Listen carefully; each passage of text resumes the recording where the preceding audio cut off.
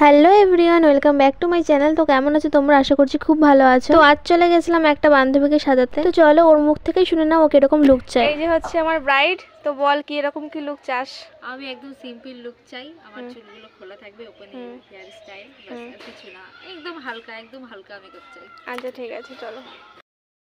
তো প্রথমে একটা কটন প্যাডের সাহায্যে ফেসটাকে ক্লিন করে নিচ্ছি। দেন তারপরে একটা টোনার ইউজ করে নিচ্ছি। টোনারটা স্কিনে অ্যাবজর্ব হওয়ার পরে একটা ময়েশ্চারাইজার ইউজ করছি। আর তোমরা তো দেখতেই পাচ্ছ মেকআপ টিউটোরিয়ালটা আমি ছাদের পরে শুট করছি। আসলে ওদের বাড়ি যাওয়ার পরে আমি জানতে পারি কারেন্ট নেই, তো বাধ্যতামূলক ছাদের পরে আমাদের যেতে হয়। আর দেখো কতটা স্ট্রাগল করে আমরা মেকআপ লুকটা শুট করছি। আর দেখো রাখার জায়গাটা পর্যন্ত নেই। দেন ইউজ করছি উইন্টার বেস একটা ময়েশ্চারাইজার। যেহেতু এটা শীতকাল সেই কারণে স্কিনটাকে খুব ভালোভাবে প্রিপেয়ার করতে হবে। সেই কারণেই প্রথমেই একটা জেল বেস ময়েশ্চারাইজার ইউজ করেছি। দেন তারপরে একটা হেভি বেস ময়েশ্চারাইজার ইউজ করেছি। এতে স্কিনটা খুব ভালোভাবে হাইড্রেট হবে। দেন তারপরে একটা ম্যাট বেস প্রাইমার ইউজ করছি। আর এখানে একটা আইব্রো ফ্রোমেটের সাহায্যে আইব্রোটা করে নিচ্ছি। এন্ড আইব্রোটা করতে করতে জানতে পারি কারেন্ট চলে এসেছে। তো দেখো সবাই আবার তড়িঘড়ি করে নিচে যাচ্ছি। বেসিক্যালি কি হয়েছিল, আমি যখন গিয়েছিলাম সাথে সাথেই আমি সবকিছু সেট আপ করে নিয়েছিলাম নিচে। দেন যখন জানতে পারি কারেন্ট নেই তখন তড়িঘড়ি করে ছাদে আসি। ছাদে এসে যখন জানতে পারি কারেন্ট এসছে তখন আবার তড়িঘড়ি করে নিচে যাই। আর এভাবেই আমাদের অনেকটা টাইম ওয়েস্ট হয়েছে। তো দেখো নিচে আসার পরে সুন্দরভাবে ওকে বসিয়ে দিয়েছি। আর এখন করছি আমি কালার কারেক্টিং।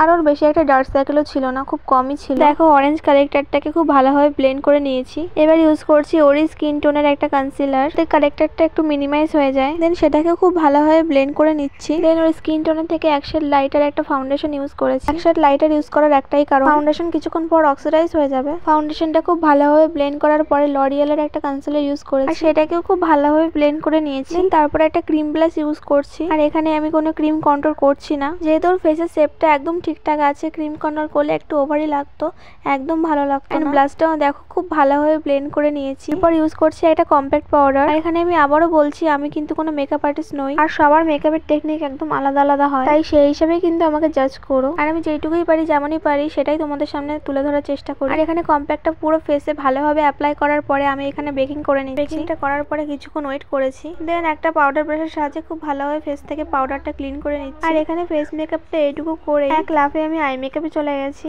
আর এখানে একদম সাটেল একটা পিঙ্ক আই মেকআপ করেছি। আর এখানে কিছু ফ্রেন্ড এসেছিল, দেখো উকি মারলো। তোমরা কিন্তু অবশ্যই বলো আই মেকআপটা কেমন লাগছে। ঘরে বেশি জায়গা ছিল না, আর সেই কারণে মেকআপটা শুট করতে অনেকটা কষ্ট হয়েছে। তোমরা প্লিজ একটু ম্যানেজ করে নাও।